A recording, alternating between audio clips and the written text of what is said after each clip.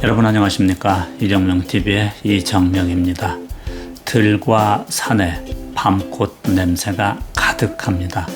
초여름을 상징하는 향기인 것입니다.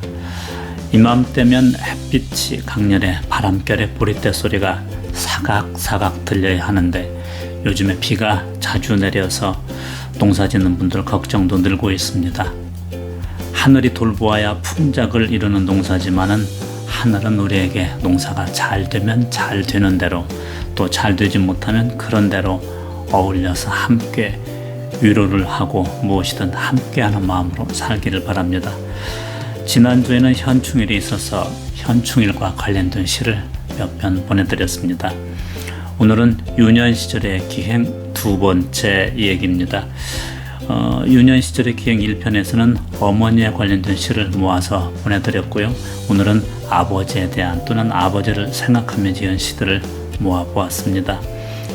앞에서 날씨 얘기를 하면서 위로의 말을 나누고 살자는 말씀을 드렸지만 말은 때로 우리에게 생명이고 모든 것인 경우가 많습니다. 그런 것 중에 하나가 바로 이것입니다. 한마디 말씀이셨지만 아버지께서 나에게 한 말씀은 오랫도록 내 가슴에 남아있는 경우가 그런 것이죠. 문태주님의 이제 오느냐라는 시도 이와 같습니다. 이제 오느냐 문태준. 화분에 매화꽃이 올 적에 그걸 맞느라 밤새 조마조마하다. 나는 한 말을 내어놓는다. 이제 오느냐. 아이가 학교를 파하고 집으로 돌아올 적에 나는 또 한 말을 내어놓는다. 이제 오느냐. 말할수록 맨발 바람으로 멀리 나아가는 말. 얼금얼금 엮었으나 오리 깊은 구럭 같은 말. 뜨거운 송아지를 연암은 말에쯤 받아낸 내 아버지에게 베네적부터 배운. 네, 이 시는 이제 오느냐라는 말에 담긴 반가움입니다. 아버지가 늦게 들어오는 아이들에게 늦었다고 책망하는 소리가 아니라 기다림에 반가움에 하는 안도의 표현인 것입니다. 시인은 매화가 망울을 터뜨릴 때 반가움도 그렇게 표현을 했고요. 아이가 학교에 갔다 오는 걸 보고서도 반가움에 이렇게 말하는 것이죠. 짧은 말이지만 기다림과 설렘과 반가움에 절제된 말입니다. 시의 아랫부분에 얼금얼금 엮었으나 우리 깊은 구럭 같은 말이라는 대목에서는 일상으로 사용하는 표현이지만 구럭같이 깊은 곳에서 우러나오는 말이라는 뜻입니다. 저는 구럭이라는 말을 들으면 어린 시절 참외밭이 생각납니다. 참외밭 주인은 얼금얼금 엮은 구럭을 메고 이슬을 헤치고 참외를 따왔었습니다. 문태준 시인의 이제 오느냐처럼 우리에게 깊은 울림을 주는 아버지들의 언어가 또 있습니다. 바로 밥은 먹고 다니냐 하는 말씀입니다. 성인이 된 자녀들에게 일일이 간섭하지 않고 하는 일이 잘 되기를 마음속으로 바라면서 걱정하는 모습이 느껴집니다.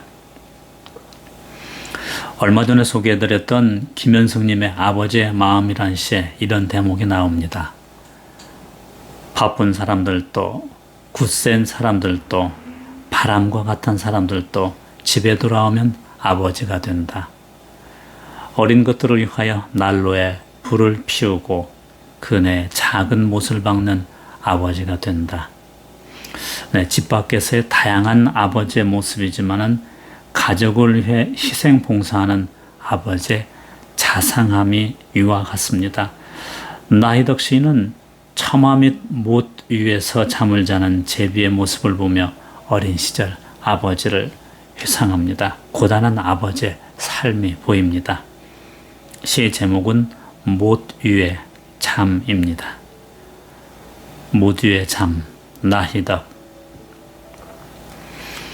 저 지붕 아래 제비집 너무도 작아 갓 깨어난 새끼들만으로 가득 차고 어미는 둥지를 날개로 덮은 채 간신히 잠들었습니다.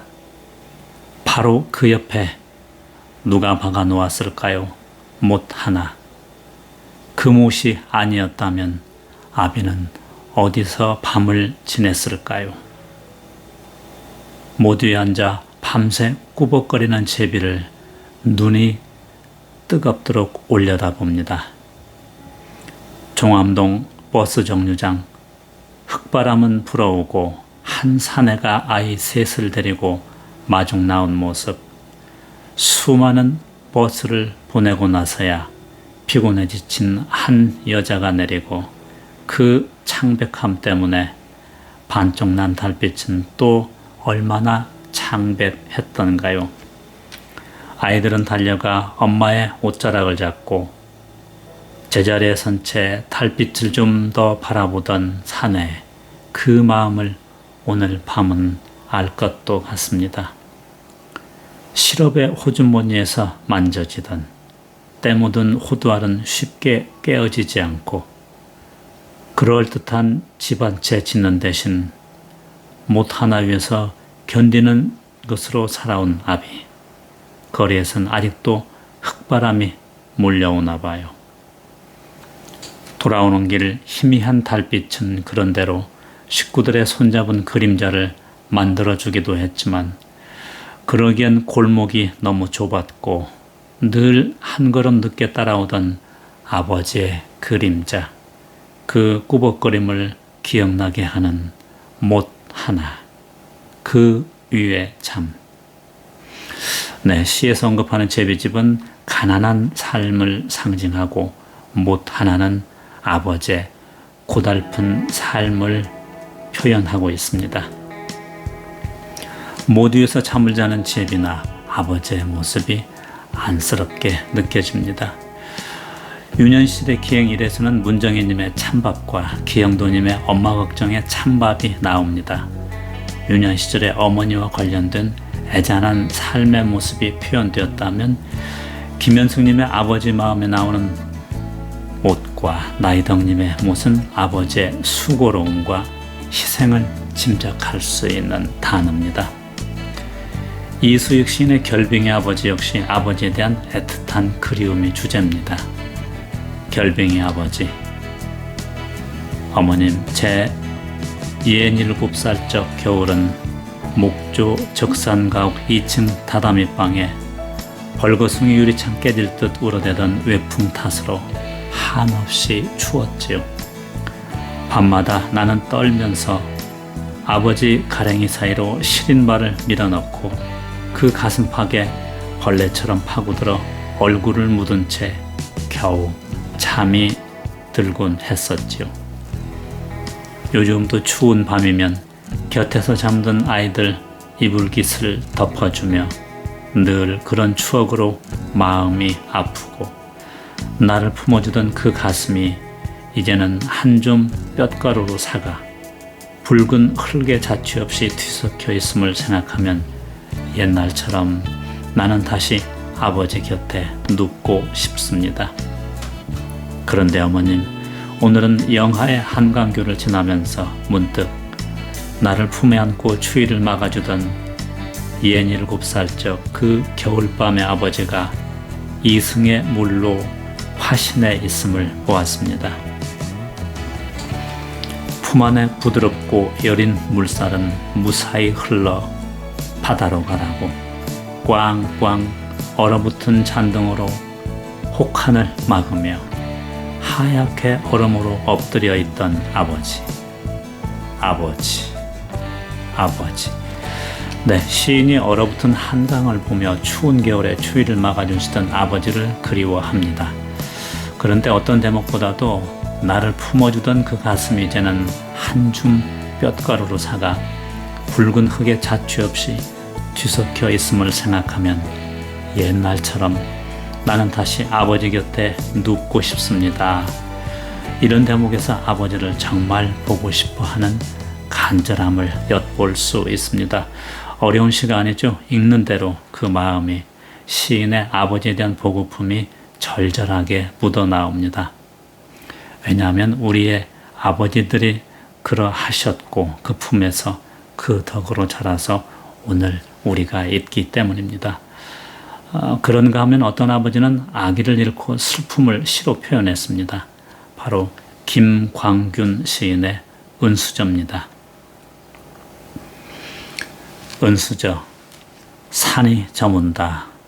노을이 잠긴다. 저녁밥상에 아기가 없다. 아기 앉던 방석에 한 쌍의 은수저. 은수저 끝에 눈물이 고인다. 이렇게 시작되는 시가 있습니다. 또 이용학 시인의 다리 위에서는 아버지가 돌아가신 후 국수집을 하면서 생계를 유지했던 어린 시절을 회상을 합니다. 다리 위에서 바람이 거센 밤이면 몇 번이고 꺼지는 네모난 장명등을 괴짝 밟고 서서 몇 번이고 새로 밝힐 때 누나는 별 많은 밤이 되어 무섭다고 했다. 국수집 찾아가는 다리 위에서 문득 그리워지는 누나도 나도 어려선 국수집 아이. 단오도 설도 아닌 풀벌레 오는 가을철 단 하루 아버지의 제삿날만 일을 쉬고 어른처럼 곡을 했다. 어린 시절 힘들게 생계를 유지했던 국수집을 찾아가면서 어린 시절을 회고하고 있습니다. 다리 위에서. 아버지는 그렇게 희생하며 살았고요. 그 아버지가 돌아가시자 생계를 위한 국수집은 날마다 문을 열어야 했습니다. 그러다 1년에 딱 하루 아버지의 제삿날만 하루 쉬었던 유년 시절의 어려움과 또 그리움이 느껴집니다. 우리 아버지는 우리의 유년 시절 그렇게 힘들게 우리를 위해 고생과 희생을 하셨고 가장인 아버지의 수고로움을 박목올림은 가정으로 그렸습니다. 가정. 지상에는 9켤레 신발. 아니 현관에는 아니 들간에는 아니 어느 시인의 가정에는 알전등이 켜질 무렵을 문수가 달은 9켤레 신발을. 내 신발은 19문 반. 눈과 얼음의 길을 걸어 그들 옆에 벗으면 6문 3에 코가 납작한 귀염둥아 귀염둥아 우리 막내둥아. 미소하는 내 얼굴을 보아라. 얼음과 눈으로 벽을 짜올린 여기는 지상. 연민한 삶의 길이여. 내 신발은 19문 반. 아랫목에 모인 9마리의 강아지야. 강아지 같은 것들아. 굴육과 굶주림과 추운 길을 걸어 내가 왔다. 아버지가 왔다. 아니 19문 반의 신발이 왔다. 아니 지상에는 아버지라는 어설픈 것이 존재한다. 미소하는 내 얼굴을 보아라. 시인은 자신의 신발 크기는 19문 반으로 표현했습니다. 시를 해설한 것을 보면 1문은 2.4cm라고 하네요. 그래서 19문 반은 47cm 정도가 되는데 실제 크기가 아니라 가장으로서 아버지로서의 책임과 희생이 그만큼 크다는 것을 강조했다고 볼 수 있습니다. 네, 시에서는 가장이 독백을 하고 있고 자신은 고달픈 삶을 짊어졌다고 고백을 하고 있지만은 대부분의 가장은 가족 앞에서 그런 단어를 잃어버린 지 오래입니다. 다만 기억하고 생각하는 것은 귀염둥아 귀염둥아 우리 막내둥아 하는 사랑스러운 단어들 뿐입니다. 아버지의 가족에 대한 사랑이 이렇게 살뜰한 것이죠. 네, 유년 시절로 돌아가 아버지를 주제로 해서 쓴 시를 몇 편 읽어보았습니다. 바쁜 생활 속에서 자칫 잊어버리기 쉬운 아버지의 희생과 노고를 잠시라도 다시 한번 생각했으면 좋겠습니다. 이정명 TV가 보내드리는 이정명의 행복한 동행 7번째 이야기는 유년 시절의 기행, 아버지와 관련된 시를 주제로 모아보았습니다. 다음 주 유년 시절의 기행 3번째 얘기는 우리 할머니들을 주제로 한 시를 감상하겠습니다. 이정명 TV가 보내드리는 이정명의 행복한 동행은 매주 토요일에 유튜브에 업로드됩니다. 그리고 어린이에게 희망을 두는 청소년 판타지 에드몬과 세로토닌 알파는 매주 월요일에 업로드 됩니다. 함께해 주신 여러분, 오늘도 행복한 하루 보내시기 바랍니다.